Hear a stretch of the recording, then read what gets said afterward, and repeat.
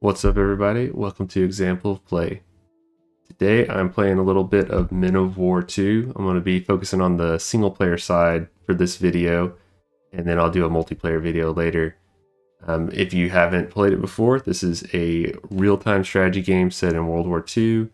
There's no base building, it's more just a point system, sending units into battle. The original Men of War came out more than a decade ago, a long time ago, and then there's been different iterations of it over the years.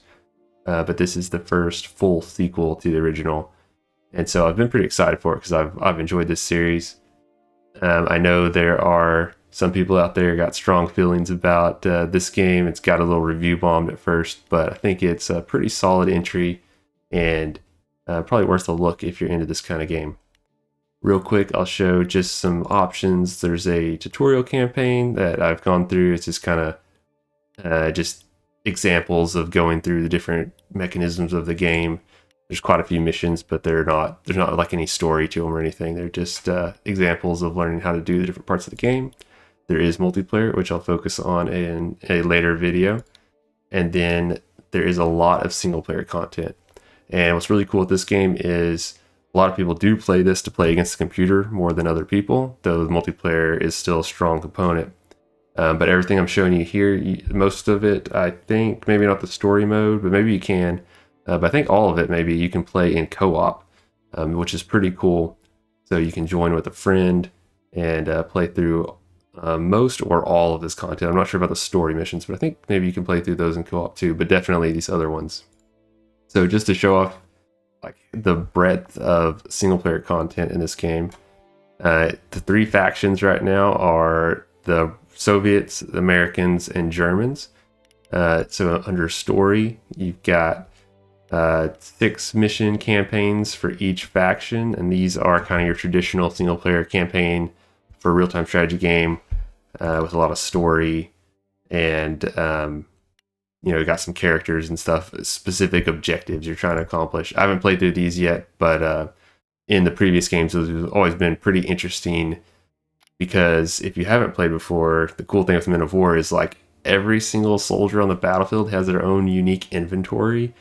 Even just individual riflemen have like stuff in their inventory, RPG style, and you can actually take your direct control of units if you want to. Which makes for some really interesting single player campaign mission design because you can play big battles, or you can play like where you just have a couple guys trying to do very micro management heavy scenarios, which can be fun if you're into that sort of thing. I know in the old games I had fun playing through those campaigns. But if you don't like that kind of thing, you just want more standard maps, there are these other modes. So there's historical. There's one for the Soviets, one for the Americans, and these are a little bit more focused on Operation Overlord, Operation Bagration, and these are dynamic campaigns, though they're sort of themed around a certain set of missions, but you can unlock technology. So unlike the historical, like single player, unlike the traditional single player missions, these you can unlock different kinds of units in all these other modes. And as you go, so you can reset it. If you wanted to play through it again, you might unlock different units. Just looking at the full tech tree of all the different units you can unlock, there's quite a few options.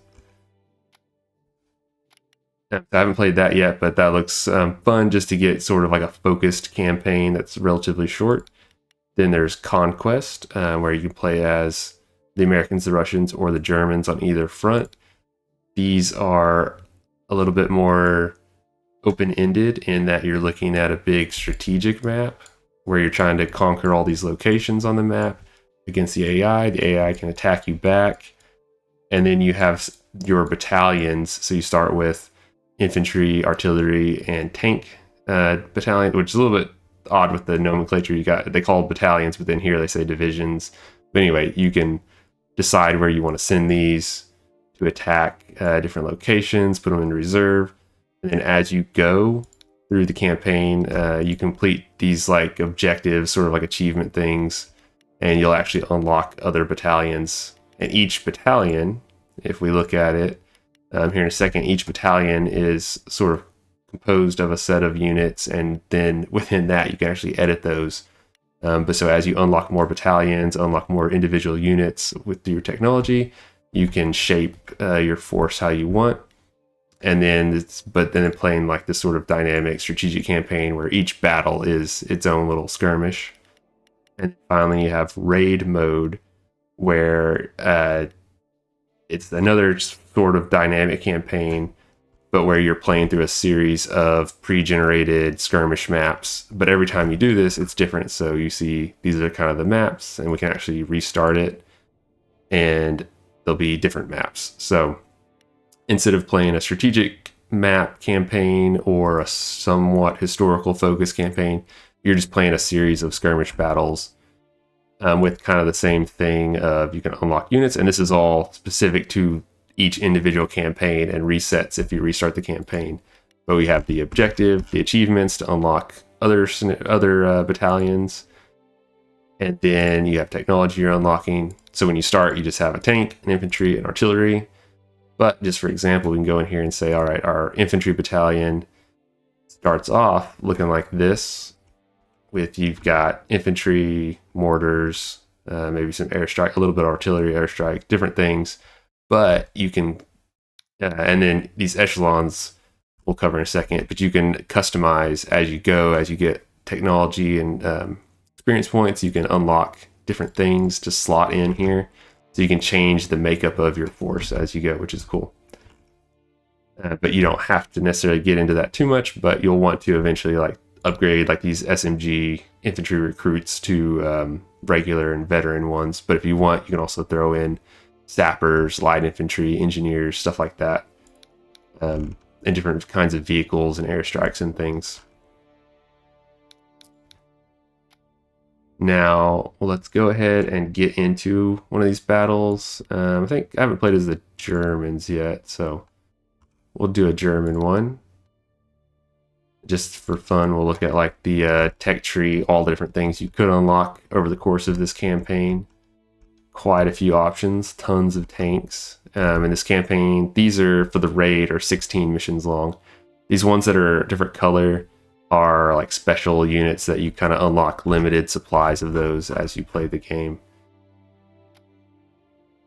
But we'll just jump into this first battle, and then each of these raid maps, it'll be a different kind of skirmish, so different objectives, different setups. But we'll go with tanks, of course. Let's see what we got. We're gonna have a little bit of riflemen, and then some Panzer 2s and 3s. These tank crew are guys that you can send in to like retake tanks that have been destroyed, but I might take them out and put in, we'll put in an MG34 team. How about that? We have to buy them, so we have these like dollars that we can use to buy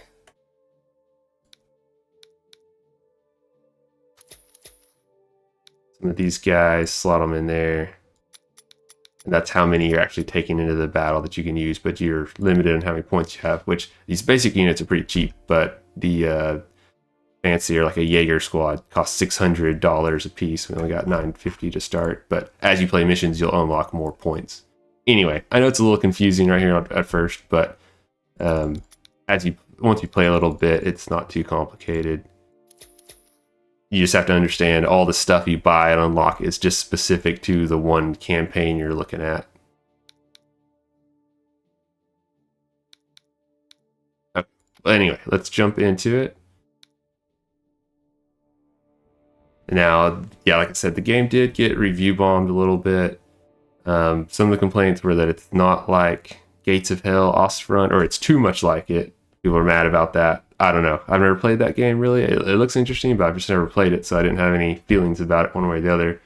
And the other thing is people annoyed that it's always online, even though it's single player. Even though a lot of the content's single player, you have to be connected, because as you see, even when you start like a single player skirmish, it connects to the server, which they say is because you've got all this stuff where you're unlocking things and getting achievements and whatnot.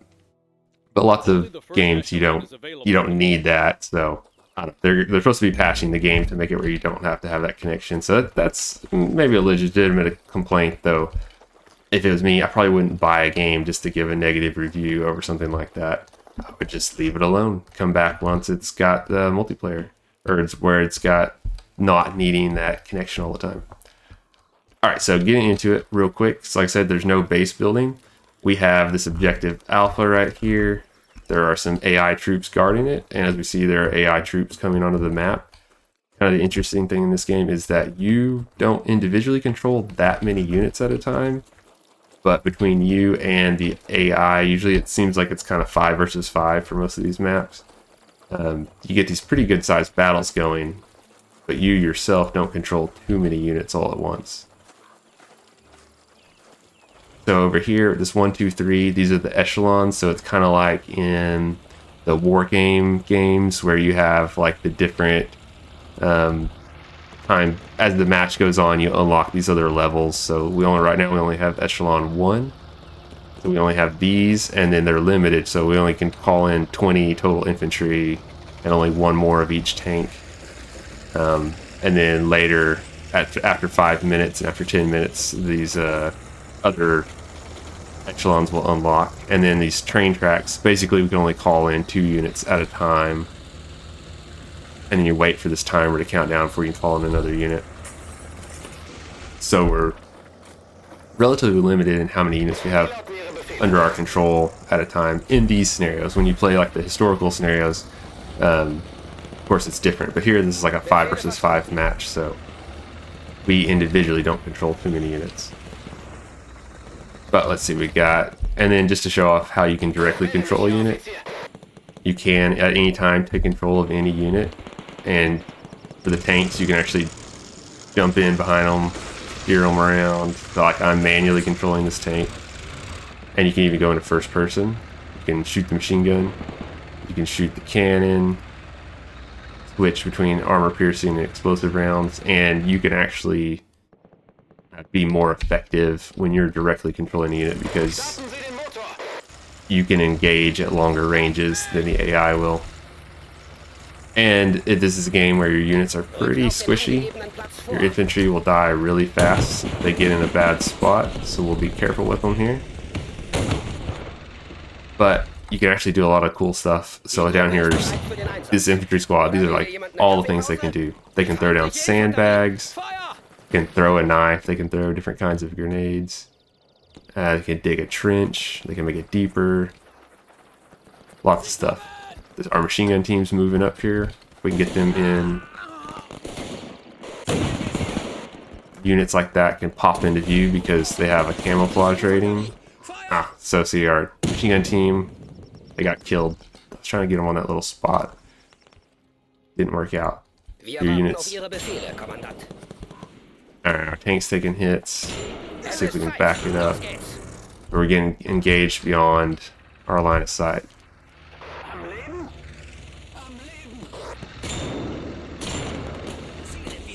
There's an anti-tank gun out there somewhere tagging us. We'll get our infantry into this building right here.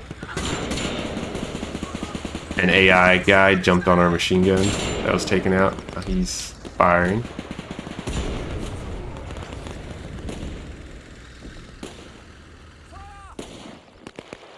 Try bringing in a couple more infantry. So it's not going great. Our tank did get out of there alive, but took some damage. But they can repair themselves. So we'll have him hop out, work on that tank.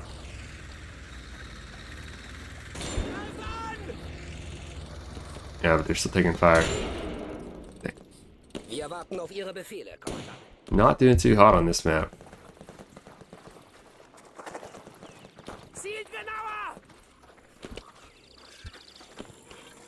Guys right here. What are they doing? Some Russians up here. Setting up. I can't see them. I don't know what they're doing.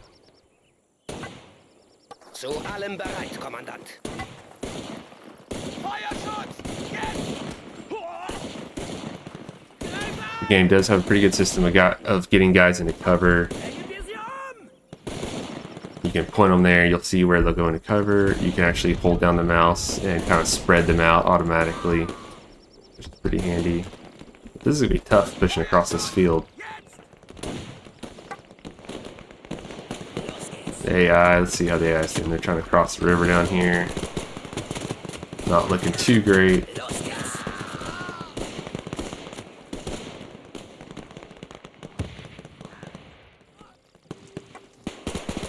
Man, this is, yeah, not looking good.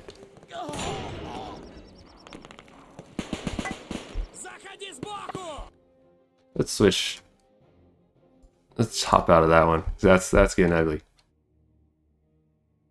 That's the worst performance I've put in so far on any of these maps. So of course it was while people were watching here. Let's switch it up. We'll try switch to the American, see how this one goes.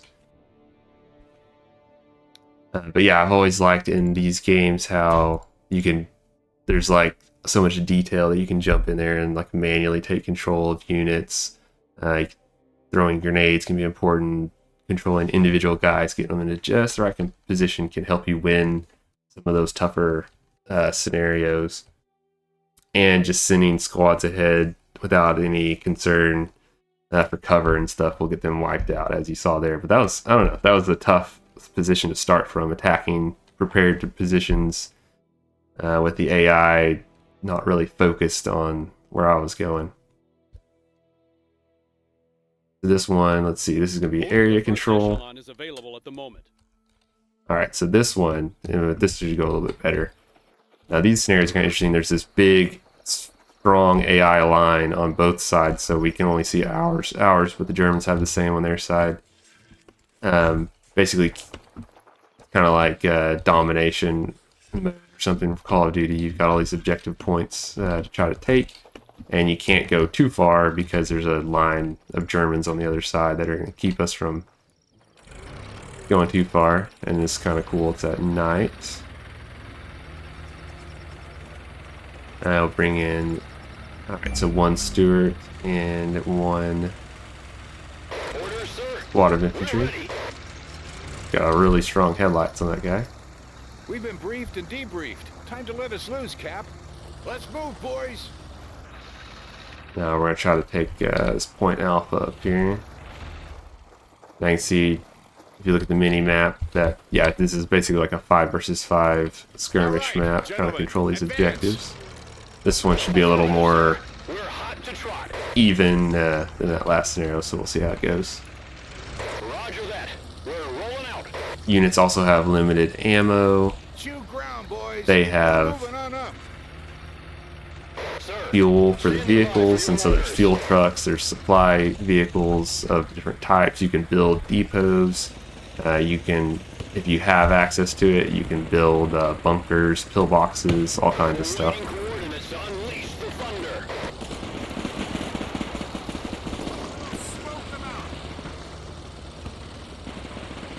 Alright, so there's this Jeep up there sacrificing itself to scout for us, but that's alright. See if we can get a hit in on that tank. On it, Commander.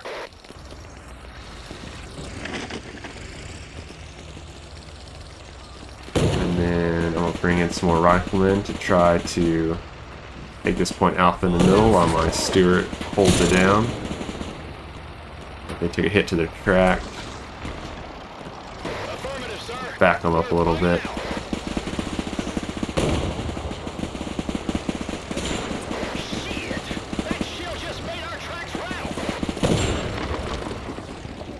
And the game is a little janky, I will admit. Here we have this Jeep going backwards into battle. A little janky, but fun. That's kind of how this series has always been.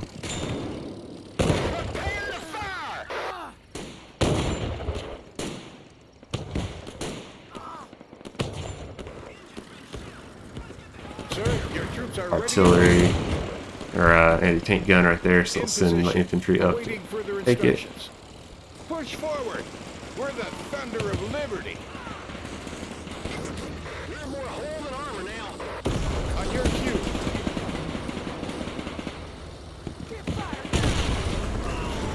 Alright, we lost that tank. Got your back, sir. Too bad. But we'll send these crewmen that made it out. See if I can get them over here to take this anti-tank gun. Probably not. Sir? Guys getting caught in the crossfire. We plan, God disposes. Not good. Target in range.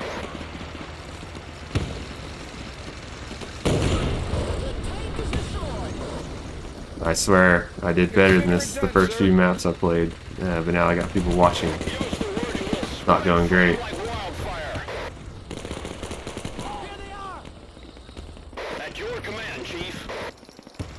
AI's doing good out on the flanks, taking those locations. If we can just take this central point. I'm not going to play this whole map, but I would like to make some progress. Ready to move. Just give the word. Alright, I'm going to try to sneak these guys up I've here. always wanted to drive one of these. See if they can take this anti-tank gun, then we'll pull it back. Beans and bullets ready. Just point us to the enemies. Alright, so we In grab position. that. Awaiting further instructions. And then we'll see if they can wheel it back down here. We'll hide it at that crossroad. I'm on the assault.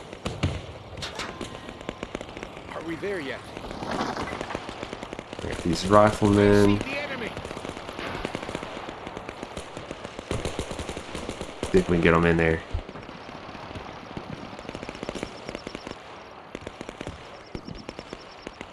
Guns gleaming and sights set. Awaiting your go-ahead, sir.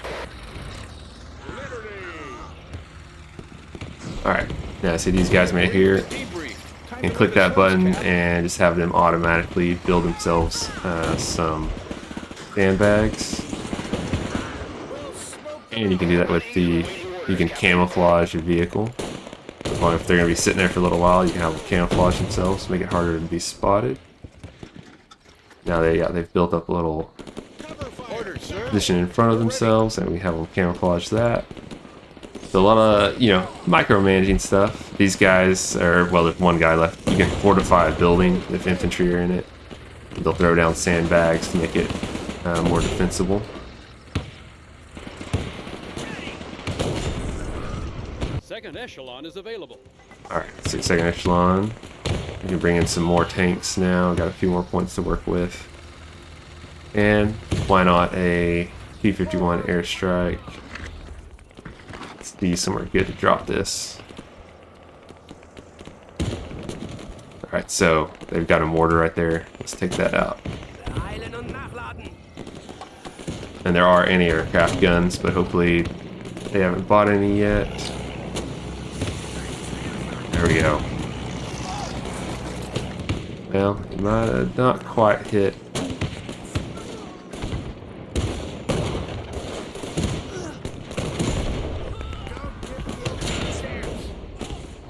I see the enemy. Now we're getting outflanked here a bit. We're all buttoned up and ready to dance. See if they can. This guy, yeah, he's gonna try to charge in there with a grenade, but so that got destroyed, but not in time. Freedom!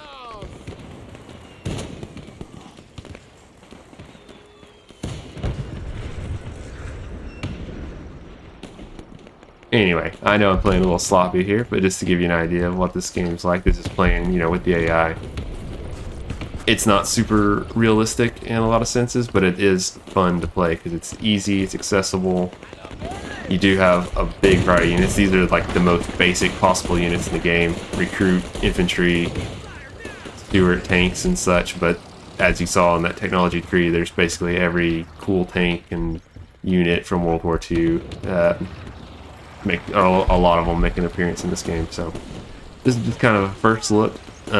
Like I said, I haven't played this series in a long time, but it is fun, and there's a lot of ways to play it, and so yeah, pretty good so far. Just want to do a little first impression, and then I'll try my hand at some multiplayer later against other players and probably get totally stomped, but just yeah, thanks for watching. If you want to see more of Men of War and other strategy games, like and subscribe, and I'll see you next time.